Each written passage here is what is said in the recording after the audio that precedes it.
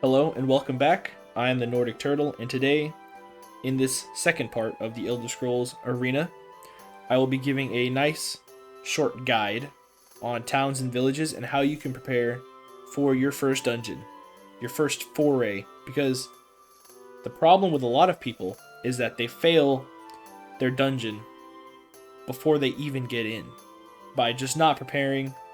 You could get away with that in the newer these days, Skyrim or just Elder Scrolls Online. You just kind of bumbling around, you kind of can get away with it. But Elder Scrolls Arena is highly unforgiving.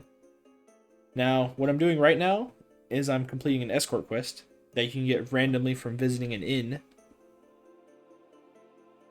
You bring this person to a location, or you can get a delivery quest also. Bring an item to a location, and in doing so, you will get a small amount of money. Now, you get more money as you level up, but it's never really that much. You really only want to do this when you've got nothing to your name, you're wearing some cloth or some dingy plate, and you just need a little bit more gold.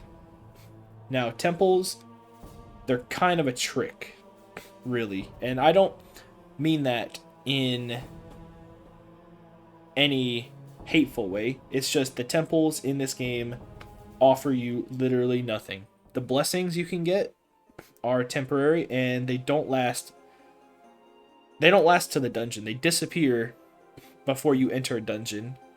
You can cure, and curing basically removes disease from you or status effects, and by the time you leave a dungeon, you're not having a status effect.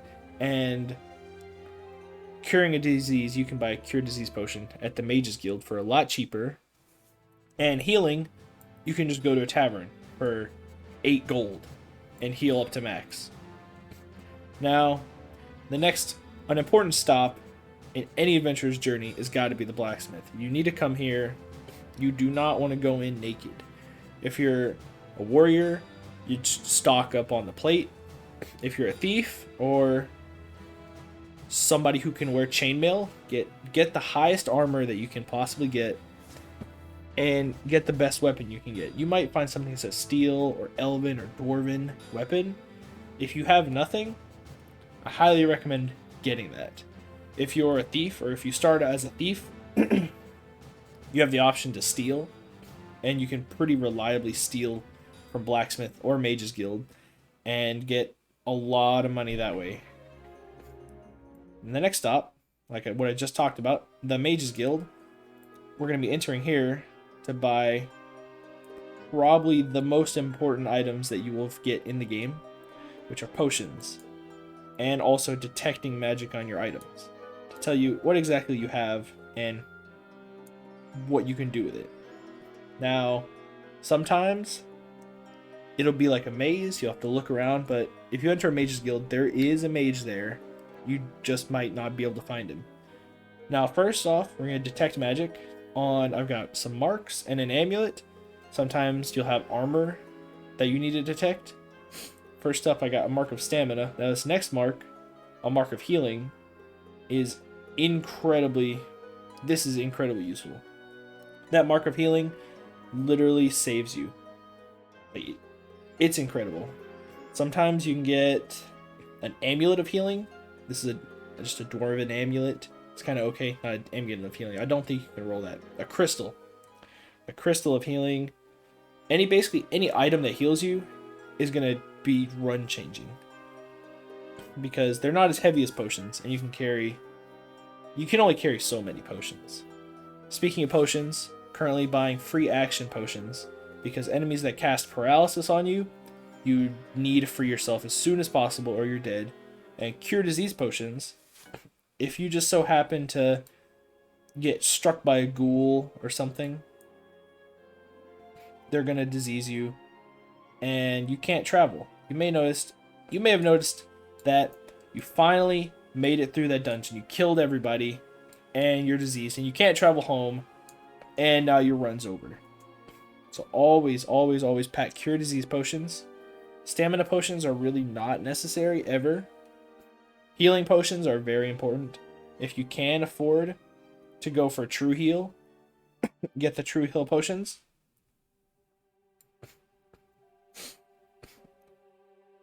And sometimes you can get potions of strength that are useful too. You can hit harder, end fights quicker, and really ending fights as soon as possible is always best. Currently, I've exited the gates of the town. You may not have known you could do that. You can just walk out the gates. You can go explore. You don't have to go to the next hard dungeon, hard quest. You can just go out here, farm some XP, farm some money. Be careful though, because it's all random. So you can just roll incredibly tough enemies. Like a whole bunch of thieves or battle mages come fetty whop you. Or you can just run into a little simple minotaur. You dropped a potion. And basically, finding random loot out here, leveling up your stats, getting some gold. It's a whole lot faster than doing escort quests. And you have rolled the chance to find some really, really insanely powerful gear. Hello, kitty. Have my little Khajiit right here with me. And now we're about to leave, and I'm getting ambushed. But that's okay, because I've leveled up.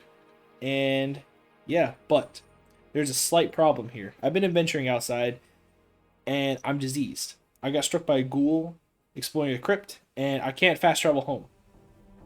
But this is really like the one use of a temple. Is you're out in the middle of nowhere, and you're diseased, and you can't travel home. And there's no mages guilds that sell cure disease potions, so you're out of luck. Now, I have cure disease potions, but for the sake of the video, I came out here to show you that you can, in fact, come and cure up at this place, cure your disease for 270 gold. It's not cheap by any means, but if you have no other options, you kind of have to do it, and it can save your run. If you're just out farming gold, farming some loot, and you just happen to forget. Now, back here at the blacksmith, mentioned earlier that you want to get the best gear you can get. Now over here we have some pretty good stuff. This guy's selling Saber of Endurance, Mace of Endurance, and a Mithril Katana. Now certain enemies in the game don't take damage from lower tier ores, lower tier weaponry. So a Mithril Katana, on top of doing a whole lot more damage to regular enemies, can save me if I happen to run into something like a ghost or something that only takes damage from silver and above. It can be run ending, and you really got to prepare. There's a whole lot of things that go into going into a dungeon when you first start out that you may not be aware of. Now, all those other good weapons, I have a broadsword of lifesteal and I have a sword of passwall. I'll kind of explain later what they do. Those things are, oh man, they are so useful. They make the game so easy. It's incredible. Now here we are at the palace. I asked around town on where Fang Lair is, and I've been directed to Rihad, to the palace. And now I will get a quest from her telling me that I need to go to Stonekeep. And once I deliver something from Stonekeep to her, she will help me get to Fang Lair. Now Stonekeep awaits in the next episode. Thank you guys. Have a great day.